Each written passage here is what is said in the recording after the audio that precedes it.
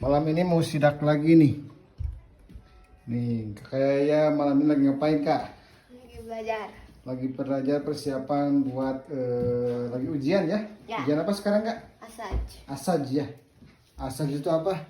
Asesmen sumatif Asesmen sumatif akhir jenjang. Nah, kemarin udah beberapa ya.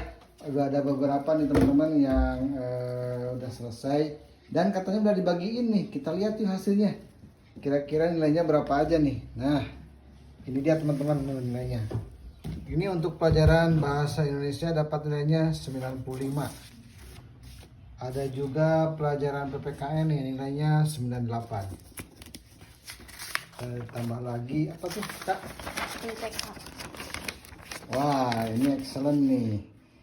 Matematika nilainya 100, dapat 100. Ada IPAS juga yang udah selesai nilainya 98.